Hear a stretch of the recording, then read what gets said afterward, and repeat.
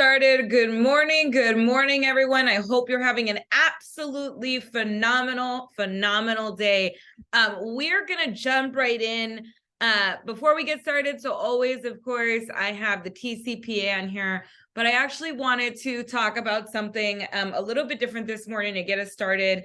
As leadership, so that you know, we do a morning call on Mondays, so a weekly call on Mondays with Mark King, Jason Abrams, the president of the company, VP of industry, and KW leaders to find out what is happening.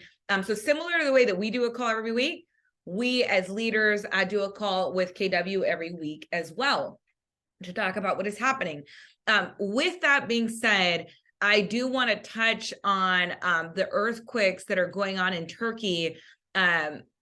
And to talk a little bit about what's happening out there. We have a market, so we do have offices in Turkey. We have an office in one of the areas that's got about 75 agents that it looks like the office has been completely destroyed by the earthquake. In fact, the house of the OP, the operating principal of that location, was also completely destroyed. And we've got, at least a good 75, if not more, agents that will likely never have the opportunity to return to their homes because of how disastrous these earthquakes were. This literally has just happened. So this is new news that is going on. So one of the regional directors for Turkey was on the call with us this morning. I'm letting you know for two reasons. One, I know some of you are prayer warriors, and our family and our KW family in Turkey definitely needs prayers, as well as just the people of Turkey in general. The second is they will be back on the call next week. Obviously, this is so new. It's still developing right now. But I know that there's going to be some fundraisers, some things that go out on just what our agent family in Turkey is going to need. So just sharing that with you. And one I'll note, right, is we wake up and every day is a new day. And I know, especially hearing, the gentleman on the call this morning, what always strikes me as so interesting is, you go through this major disaster, and yet the gratitude and the plan that they have to make sure they're able to get in touch with every single one of their agents, and the gratitude that they have that, hey, even though the market center is destroyed, nobody was in it, right? And so just a reminder in a big way of the gratitude that we should have in our daily lives of the fact that we woke up and it's sunny outside and we have a beautiful weather, and we wake up with a roof over our heads and our home. So just a reminder to have gratitude, my friends. With that being said, I know that's a hard thing to kind of switch energy from, but I want to bring that energy back up as we go in. What I decided to do today is that we've been talking about these three major objections, and I decided to put them at the beginning of the slide, because although we've been discussing them and we go through the material and we think through them, a couple things came up this week that I want to kind of touch on. One is when it comes to the information that we share with you, part of it is so that we can see it through the lens of the objections that we're getting with our clients right now. So I'm sharing the objections at the beginning because as we go through the information, I want you to think through, how would you answer this objection? If you've got a seller that's talking about, why would I trade a low interest rate for a high interest rate, right? What information do we talk about today that could be used to answer that question, right? When we talk about a buyer that says, should I wait to buy because what I could buy today would be worth less tomorrow? Or, hey, interest rates are too high, right? What information do we discuss today that is going to be a lens by which we can share this with our client? The second reason I wanted to share the objections up front is because a lot of times we have this thing that we say this, it's emotion, right? Logic makes us think, emotion makes us act.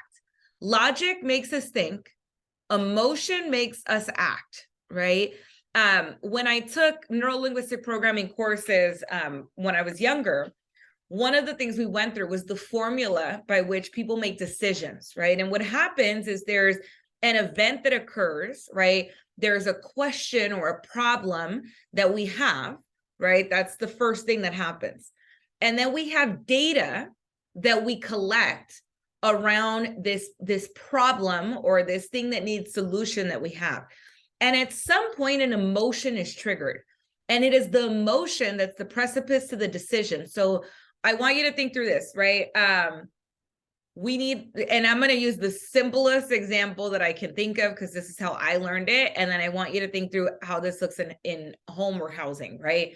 The first, I have an event coming up and I need a new shirt, right? I need a new shirt. So here's our problem, right? Or the thing that comes first, the need, the thing that needs a solution. I need a new shirt, right? Now, there's something around that. It's never just, hey, I'm buying a new shirt. It could be, hey, I have this event that's coming up and it's a special event. And so it's got to be a special shirt, whatever that is for you, right? Or it could just be, I need this because that's my undershirt. Doesn't matter. There's something else around that. Now, we collect data. What is the data that we collect, right? Has to do with all of our different senses. So we see visually a color of a shirt, right? The feel of the shirt on our skin, maybe it's cotton, maybe it's silk. I don't know. There's going to be some feeling of that shirt, right? The tactical. Now we have, maybe we use our different senses to collect data about this shirt. Now, the logical brain does this. It looks at the price tag, right? We've got a price associated with it. This is where the idea of how we have perceived value comes in. Once we've collected all this data, hey, I've got this shirt, the shirt fits, right? It feels nice on my skin. It's the right color, right? I'm now looking at maybe the brand name and the price tag. And so there's a perception of value that happens. And one of two things will happen. Either I believe that the value is equal to the price, and I get a feeling that this is the right shirt and I make the decision to buy it, or I get a feeling that this is overpriced and I make the decision to not buy it, or I have the emotion that it doesn't feel right, it doesn't look right, right? Whatever that might be, but there's a feeling that becomes the moment to the decision to purchase. This is how our brain works, right? Now, we think of the same thing when it comes to buying a house. All we're doing is we're looking at a much bigger asset. And so when we think about these objections that people have, why would I trade a low interest rate for a high interest rate, right? In reality, when somebody is deciding to sell their home and buy another home, generally, it has nothing to do with the interest rate, right? It usually has nothing to do with the interest rate. It has to do with something that is going on in their lives, right? Now, maybe they got a new job, right? And so they want to be closer to their work because they're going to have less of a commute time if they're closer to their work. And the less commute time they have, the better the quality of life that they have because they're not getting frustrated or upset when they're traveling to the new job, right? But in reality, the logical brain is thinking low interest rate, high interest rate, low interest rate, high interest rate. I'm going to pay more money, right? And what they forget is that quality of life that comes from having a shorter commute and the amount of gas that they're going to save, which is also very logical, right? Or maybe it's a family that is expanding. They're having a baby, right? And so now they need more space and they want to be in a better school district because it's not about the interest rate or how much the house is going to be worth tomorrow, right? It's about building a family, that emotional piece. Now, the data that they're collecting, right? Remember the color of the shirt, the price, the way that it feels. Well, I'm going and seeing these houses and I'm looking at my interest rate and I'm looking at how much my payment is going to be and how much money I have. And I'm going to see the houses and I'm seeing that it has enough bedrooms and that it's in the areas that I want. That's all the data. But there's an emotional reason that they make that purchase. And so it's our job as realtors, even though, yes, we're going to go through all of this information, we're going to go through all of this data, right? We're going to go through this information because logic still makes people think, and the decisions that people make are still backed by some element of logic, right? Some element of information. But the true decision comes down to what we feel, right? And so I want you to think through as we go through this information is how are you making your clients feel? Do you have enough information when you have the first conversation with them? Are you going deep enough into their motivation that you're able to reference that you can share with them about the location and the price and the value, but you can also loop that back to the motivation by why they're looking at making a purchase in the first place, to expand their family, right? To be closer to work, to be closer to the grandparents, whatever it might be, right? There's a million different decisions that people have, but it's our job to ask enough questions to find out what that is. It's one of the things in sales I've always called the difference between manipulation and persuasion, right? Manipulation is when we are persuasive enough to persuade someone to do something that is against their best interest, right? The intention is not to help. The intention is to just get the outcome that we want, right? That's manipulation. But when we look at persuasion, it's often the same skill set.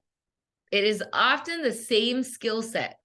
The difference is, right? The difference is in our intention, right? Are we doing what's in their best interest? Are we doing our fiduciary duty to our clients? So I wanted to start there before we went into the information today, because I want that to be the lens by which you kind of look at the data that we share today. With that being said, jumping right into LA County. So I want to make a note, the new data for January versus December has not come out yet. That'll likely come out next week. So next week, we will be looking at January and December, right? And kind of doing a month over month comparison. What we're looking at right now is we're strictly looking at this kind of first few days of the month. So where are we as we head into February 1st through the 5th? We're still in the first week of February. We're still in the first quarter, right? So we're still experiencing some element of seasonality, but we're going to start to see what is happening as not only the seasonality approach our second quarter, where we tend to see increases, right, in the number of properties sold, typically, but we're also pairing that with what we've seen with interest rates, right? So number of properties for sale, a slight increase month over month from the 1st to the 5th of January to December of 0.4%. That's fairly balanced there, but it is up 49.2% from the same time last year. So what does that tell us? Considering that the number of properties sold is down 29.9% and down 65.6% from the same time last year. One of the trends we started noticing last month, typically in January, we start to see the number of listings increase. So we have more inventory coming on the market, new inventory coming on the market, less properties selling, right? This is the sold number. And then we'll look at our pendant number, right? But less properties selling. And so the number of properties for sale tends to experience an increase. The reason being is those properties are staying on the market. They're not selling and there's new inventory coming on the market there. So when we look at the same thing right over here, number of new listings. Now, I'm going to note real quick right here. Let me come back real quick. Number of properties for sale. This is a small increase. So with the number of properties being sold, down 29.9%, we know that there's been new listings coming on the market. So we would assume as well that while this is fairly balanced, we're not seeing a huge increase in the number of properties for sale. That means there is an increase, if not in the number of sales yet, because the number of sales is a lag measure, right? Then we are going to have an increase in the number of properties that are pended. So here, week to date, the 1st or the 5th of the month, the number of new listings coming on the market in the first week of February is down 26.5% from last month. With that being said, we tend to see a lot of listings come on the market right at the beginning of January. February is still a high listing month, but we are coming out of a week where half of these dates, 1 through the 5th, right? We always want to inspect what we expect. The 1st through the 5th includes a couple weekend dates, and it doesn't include Monday, which means any of the listings that were taken over the weekend have yet to be recorded. So I just want to note that off the bat, right? A lot of them have yet to be input into the MLS, yet to be recorded. Number of properties pended, up 23.8%. So we are seeing more transactions happen. That's going to be a big piece here we want to continue to watch. That is fairly typical of seasonality, and yet It is down significantly from where we were a year ago. So good to note here as well. We look at our pricing trends. Average active price, right? This is week to date, up 10.3%. And yet average sold price in the first week of the month down 25.7%. I am going to bet this number is fairly skewed. I doubt it's going to stay this low. Again, I think this is going to be a little bit of an anomaly because we're looking at a half week. And what I mean by that is half our regular days of the week, half our weekend dates, which means there's going to be a lot that has not been recorded yet. I doubt this is going to stay this significantly low. So we're going to kind of continue to monitor this number. Now, if it does stay that low, then it would show that we're starting to see the results of some of the price drops we saw within the last 90 days. So average active price is a lead measure, meaning that it's going to help dictate some of what we see moving forward, whereas the average sold price is a lag measure. So what does that mean, right? Our lead measures are going to be things like our activities, the number of appointments that we go on, the number of listings that we take, right? The number of buyers we get pre-approved. Those are our lead measures. Average active price is a lead measure. When we look at our lag measures, those it generally will indicate results. The number of escrows that we open, right? The number of listings that sell, the number of properties that we close, right? Those are going to be some of our lag measures. So our average sold price is also a lag measure. We usually see this at the tail end of what we saw within the last kind of 90 days. So doubt this is going to stay as high. Again, we're kind of in this weird week here, but we'll continue to kind of monitor that as well.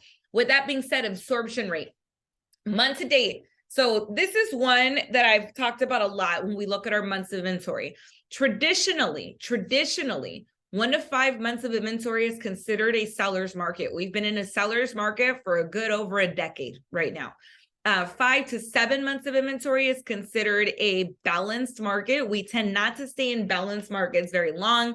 7+ months of inventory is considered a buyer's market. Take that with a grain of salt, right? Take that with a grain of salt. And what I mean is it does not necessarily mean that it's a bad time for a seller to sell or a bad time for a buyer to buy. It's just the traditional kind of look at what we talk about when we say buyers versus sellers market. With that being said, it looks like we're kind of moving into balanced market territory the first week of the month.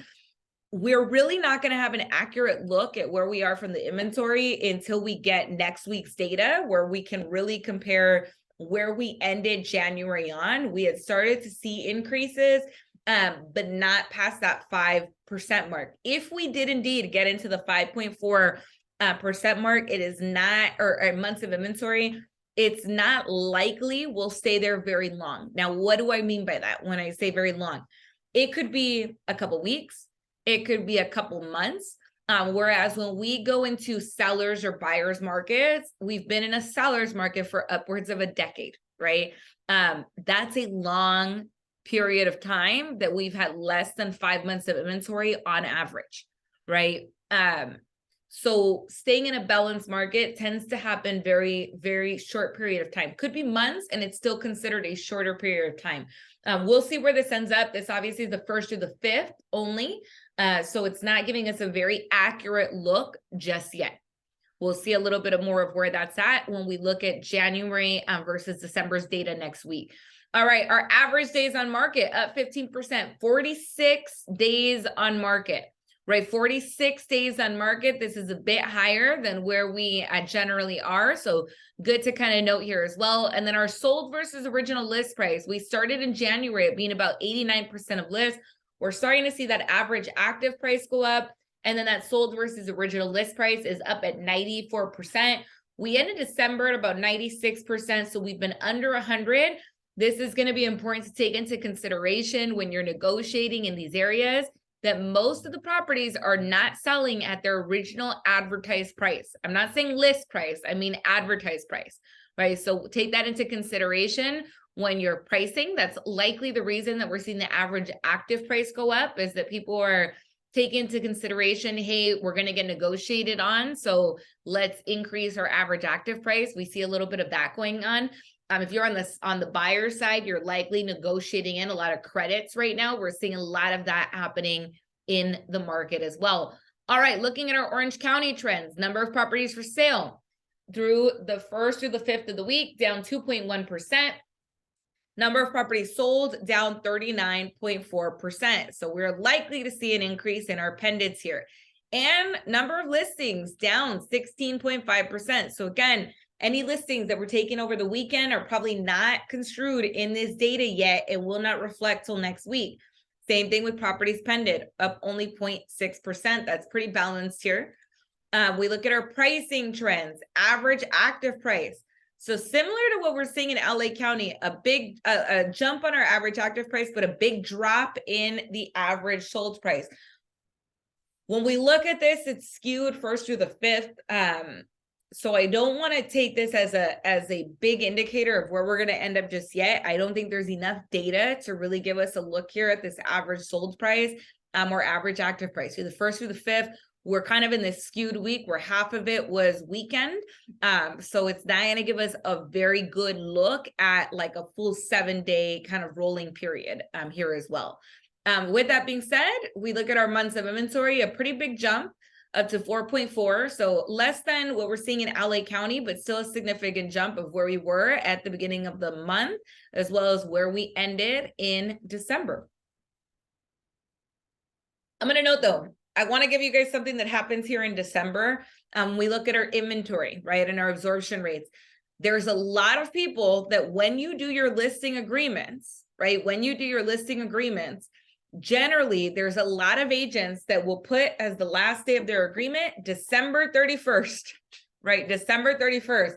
And so we see a big drop in inventory and our kind of our absorption rate experiences a big fluctuation, right, in December, because there's a lot of inventory that expires around this time. Now, if I was an agent and I was taking a listing for a client, I'll tell you what I would not do is I would not put December 31st, right, as my expiration date. Here's why, is a lot of times if we know a listing is coming up for expiration, what do we want to do? We want to try to regain that listing, whether we are able to regain the listing, or maybe we're even referring it to a colleague of ours so that we can get a referral fee. If maybe the client's not ready to work with us, maybe we want to refer it to somebody that we're familiar with so we can get a referral fee on that listing, right? So that we're able to retain a percentage of that commission. With that being said, if it expires in December 31st on National Expire Day, right? What happens? Everybody that wants to work expires is probably going to call your listing. So I would think through this, where if we know that the majority of listings tend to end at the last day of the month, how might we do our listing agreements a little bit different, right? A little bit different so that we don't get that influx of those that target the expired. So just a little tip on the listing side of something that I would probably adjust here as well. All right, Orange County days on market up to 53 days on market through the 1st through the 5th. And then the sold versus original list price at about 87%. We'll see where this ends up. The one caveat I just want you to note here is there's a lot of negotiation that is happening during your escrow periods. We're seeing a lot of places where even if somebody signs off on a property and says, hey, I'm going to accept that property as is, they are requesting repairs, right? Or credits or things like that. So just be cognizant of that through your negotiation. Moving into our lower price point counties, Riverside County, number of properties for sale down 5.1%, a number of properties sold down 21.6%. So through the 1st through the 5th of the month, we're seeing a slight decrease here as well. We look at our inventory trends, number of new listings also experienced a decline in that first week of the month. A reminder, a lot of those listings that got taken over the weekend have not been input yet. Pendants down, up 34.3%. So we see that going up, listings going down. That's why the number of properties sold is experiencing a drop, is because those new listings haven't been put on the market to really kind of drive that just yet. We look at our pricing trends. Average active price, we're seeing that increase. Now, this one is not significant as we see in LA and Orange County. And yet we're seeing that average active price here experience a little bit of an increase here, 2.2%. Average sold price here, fairly balanced, right? Fairly balanced. We'll look at our absorption rate, 5.7. So we'll see where we end up when we look at the January numbers next week to see where we really ended up at the end of the month. That'll give us a really good indicator on kind of a major fluctuation in the market. But again, we're kind of pushing into above 5 months of inventory. Once we do move into that 5 to 7 months of inventory, that is a really big indicator of our market, right? Not that we've been anticipating it, so it's not like it's something super new, but just going to be important for us to kind of keep an eye on this change as well. All right, looking at our days on market and sold versus original list. Average days on market here, up 3.6%, up to 57 days on market. Across the board, we're in the above 40 to 50 days on market. Sold versus original list price, fairly balanced here at about 94%. Still no area where we're over 100% of list, right? So as we're pricing on our listings, we're anticipating that there's a lot of these properties where we're seeing price deductions or we're seeing negotiation through the transaction, right? San Bernardino County, last county right over here, number of properties for sale, month over month, down 5.9%. Number of properties sold down 37.6%. So experiencing a drop here at first week of the month. Number of new listings also experiencing a drop of 10.3% week to date. And then pendants up 9% here at the beginning of the month. We look at our pricing trends, our average active price. This is fairly balanced, 0.8. It's not even a whole percentage point here. So that's a fairly balanced average active price. But that average sold price is down. So again, a lot of that negotiation happening through escrow here. We look at our months of inventory. Another area where we're moving into a significant growth here. I'm sorry, let me go back here real quick. 6.7. So like I said, 1st through the 5th, not enough of an indicator for us yet. We really need to look at absorption rate on the comparison between December and January. That data is not out yet. So we will see that on this coming Monday. I will make sure to review that information and we'll be taking an in-depth look at where we are from December to January and what that inventory number looks like. But we are getting some indicators that we are fairly close to kind of moving into that balanced market territory. So that's going to be just important for us to kind of look at because that is a significant indicator and kind of a change in the market. Now, we know there's a change in the market, right? So it's not like this is going to be a big change or a shift or a shock. It's just one of the bigger indicators that we tend to watch in the market as well. Days on market, 52 days on market. So a little bit of a decrease this first week of the month here in San Bernardino County. But that sold versus original list price, a little bit of an increase here, right? Up to 96% here. Just important for us to kind of continue to be cognizant of the fact that we're keeping listings on market longer. We want to set that expectation with our seller clients. We also want to remember we are no longer in a market where it is enough to do the 3 Ps of real estate, right? We don't get to just take a listing and put a sign in the yard, put it on the MLS and pray that it sells, right? We have to be prospecting for buyers on that. We have to be promoting, meaning that we're doing additional marketing, whether that be that we're doing open houses every week, right? Whether we're doing a lot of flyers, whether we're doing online ads and promotional ads, right? We want to make sure that we're doing all of those different things. So if you were not at the open house playbook class that we did, that is going to be on the calendar here for February. I want you to make sure that you are at that session because the only net positive we have of having a listing that is on the market for a longer period of time is the opportunity that we have to promote and to promote that listing and prospect around it even more. And we have to be price watching, right? We have to make sure that we're having discussions with our clients around price here. But yes, every single market, we're seeing that days on market go into the 40s and the 50s range. So that's going to be important to set that expectation with our clients. And sold versus original list price at about 96%. All right, my friends. With that being said, I did want to touch on some things today that I think are really, really important as we think through our history. Didn't get a chance to talk about this last week since we were still technically in January, but it is Black History Month. And so in honor of Black History Month, I actually wanted to share some facts about the real estate community that I think may be a little bit surprising to a lot of us, to a lot of individuals in our community. But I also want to touch on the history of why it's so important that we check our own biases in the industry, right? And I'm going to talk about some of the classes that KW has to really talk through that, right? A couple of things I want to note, unfortunately, our industry has not always been the most supportive to diversity. So for those that don't know, obviously fair housing is something that I personally am very passionate about.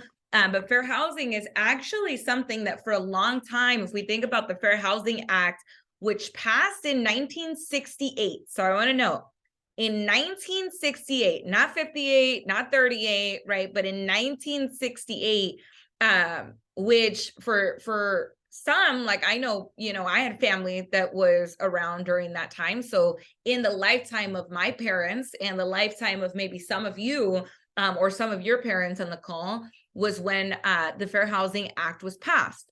With that being said, NAR, the National Association of Realtors, originally opposed the Fair Housing Act. And I think that's something that is really important to acknowledge about our history in real estate. It's one of the reasons we have so many different laws that exist in our industry around laws like steering, and redlining. A lot of these laws that were geared to not necessarily give individuals, and I'm not just talking Black individuals, right? This had to do with sex. This had to do with, different nationalities. It had to do with just different backgrounds in general, right? That we're not allowed or were historically kind of pushed into specific communities.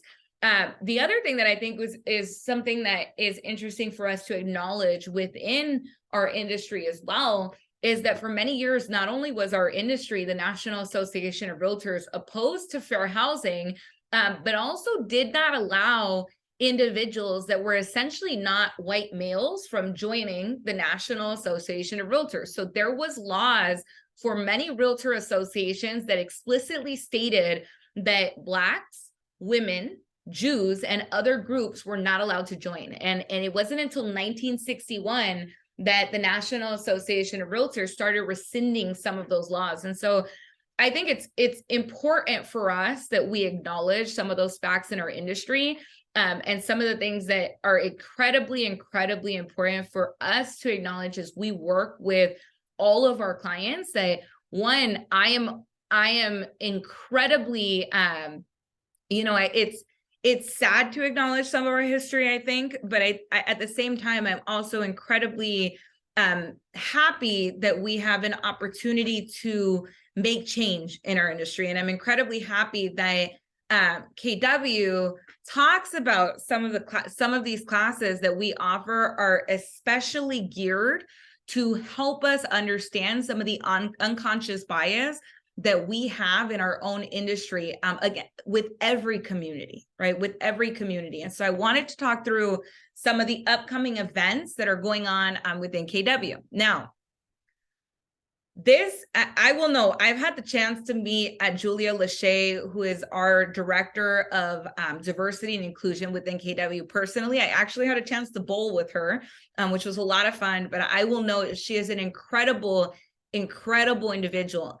And I've taken unconscious bias in real estate, and I've taken the color of real estate, and I will know these are a few classes as well as the Agent of Distinction certification that I highly, highly recommend. Whether we think we have it or not, right? Whether we think we have it or not, there is something called unconscious bias that exists, right? And I'm not just talking about real estate. I'm talking about in every facet of our life, right? The difference being is that it's important for us to acknowledge some of our history as an industry, which is why, I bring up some of these things that maybe aren't the prettiest things for us to remember. And yet it's important to acknowledge it for the reason that if we're going to be an agent of change or an agent of distinction, then we have to know where that history comes from.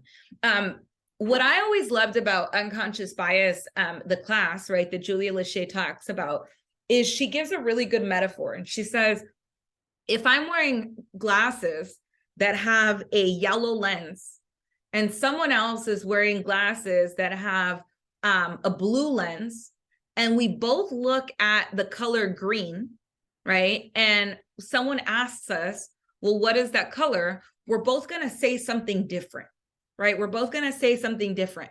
And the question becomes, which person is right and which person is wrong? Well, neither are right or wrong, right? In that instance, because they're both seeing the same thing and yet they're seeing something different. And I think it's a really good way for us to understand how bias actually works. We all have different lenses through which we view the world, right? We all have different lenses through which we view the world.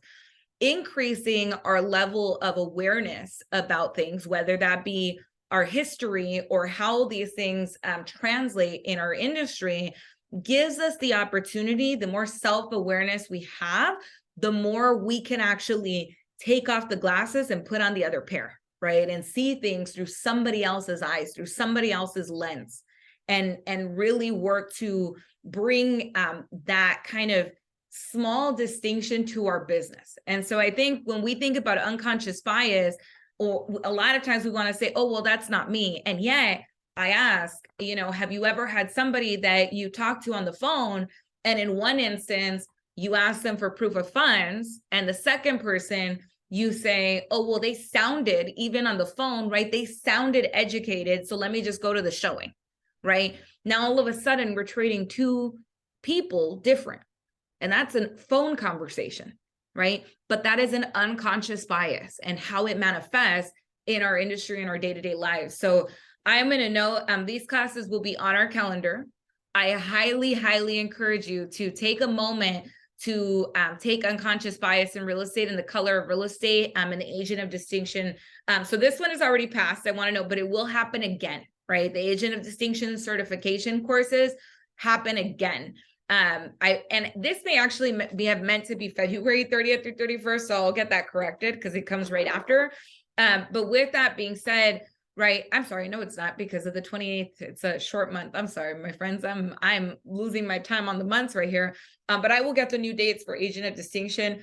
You can go to events.kw.com. These two are virtual classes, excellent classes. We'll have them on our calendar as well. But I highly encourage you to take a moment to take that and think through some of the history that we have within our industry as well. Absolutely, my friend. And I'm going to note, I do want to touch on, so obviously last week I went through legislative updates and industry updates. I want to give you a couple updates on this because there were questions that came up and I wanted to ensure our acknowledgement of that. One of those is going to be, one is going to be this 2-month extension of the COVID-19 rent protections. The question was this only for Los Angeles County, or does this only does it only apply to the unincorporated areas? No, this is all of LA County. So this extension that happened essentially for COVID-19 is a basically county-wide extension that is going on. So anyone that is in any part of LA County is subject to the 2-month extension of COVID rent protections. The way this essentially works is that when we look at a law like this, what ends up happening is that this how do I put it, is if there is a county or state legislation, whatever is the most intense is going to supersede the other. So let's say, for example, there's a city that does not have an a extension, right? But they fall in LA County, they're going to be subject to the 2-month extension of COVID rent protections. Now, let's say the opposite is true, that the city has a 3-month extension of rent protections, right? Well, that means the city one that's longer, that's more extensive, is going to supersede here the 2-month of the LA County extension. So I wanted to note that because that was a great question that came up, and I didn't want to give you misinformation on that as well. With that being said, right, in terms of the other question that I had, let me find it 1 second.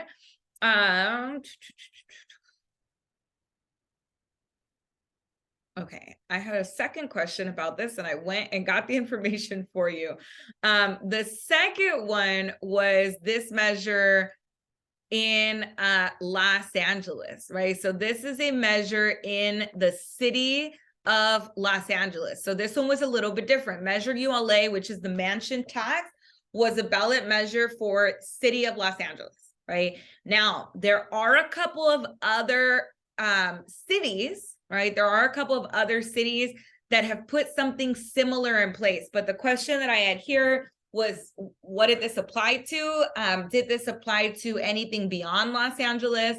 Did it apply for the full county? This is a city measure, right? So this is going to go for city of Los Angeles. And please keep in mind that there are other cities like Culver City, like Santa Monica, that have put something similar in place. So this one is going to be important that you refer to your local measures on this as well for any properties that you may be selling in a particular area. With that being said, this law, this new measure essentially creates a little bit of a precedent, right? The goal here of Measure ULA, they are wanting to put kind of a new tax that is meant to help by funding a homelessness fund, right, on properties that are in excess of 5 million.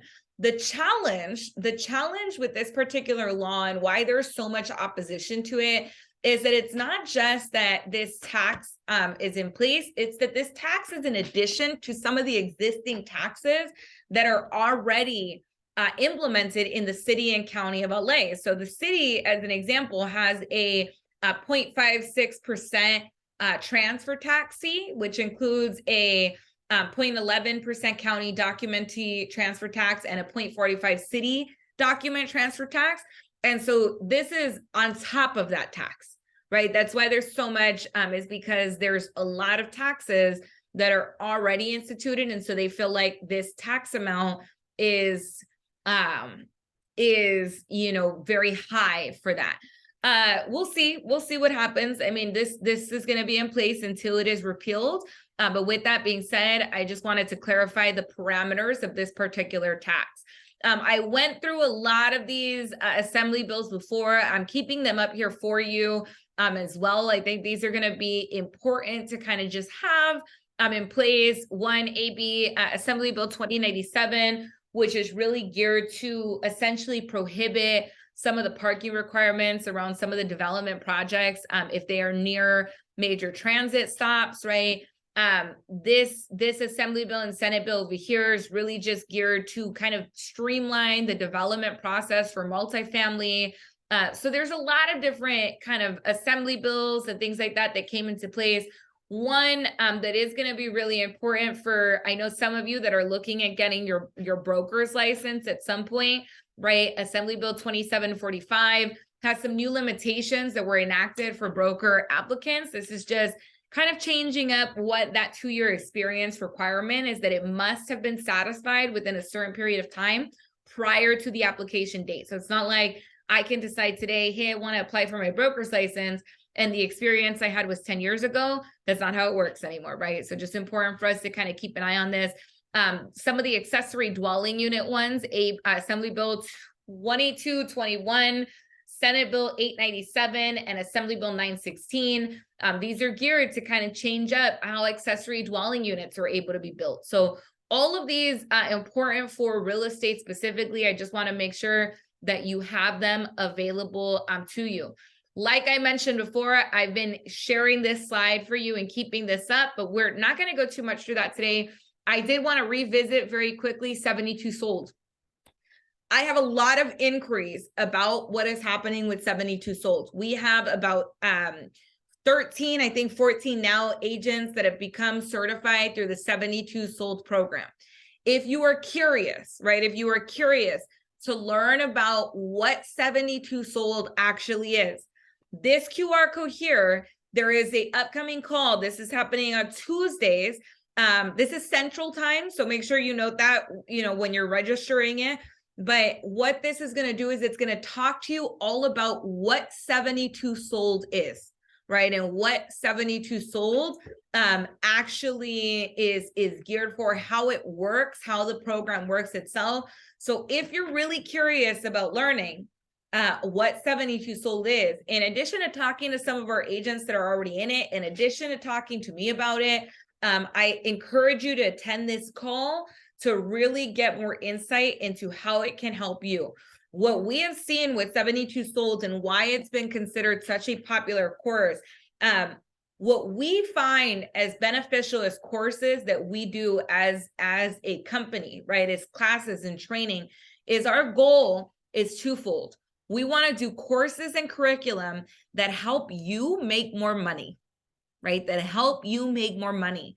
What we find with 72 sold, and one of the biggest benefits, is that we get to help you make more money while helping sellers make more money, right? It's a win-win. And it's one of the reasons that it's been so successful. So I wanted to just share that link with all of you as well. I think this is going to be a really phenomenal course to look at as well. And then, of course, you've all heard me talk about the 201 Club, right? There is one secret of having the success that you deserve. Now, the rule of three, right? We know that in interviewing top agents throughout the nation, we find that the 38% of business for most agents comes from their sphere of influence, their past clients, and referrals, 38%. The next highest lead source, 20%, is open houses.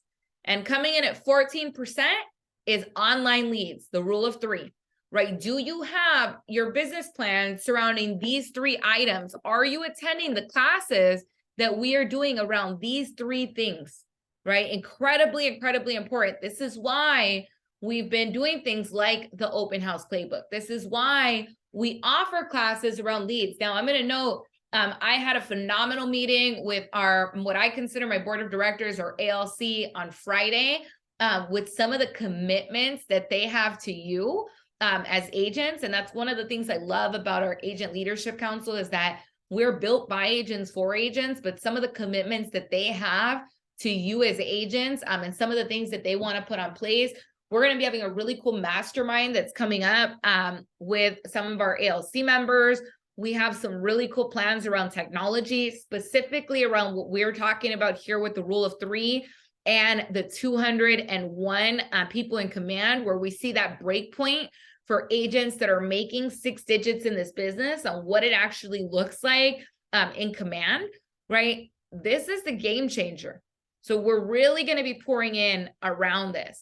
And then, of course, under the hood, I'm going to be sending out a sign up for this, but you will get the 1-page sheet models for top producers in this business and what they are doing, right, as millionaire agents to have the business that they have. With that being said, my friends, I know that was a lot of information, right? I know that was a lot of information. I hope you all have an absolutely phenomenal day. And I will see you soon. Have a great rest of your classes. Make sure to look at the calendar for the month. We've got some really cool things coming up. With that, I hope you all have a great rest of your day. Bye, everyone.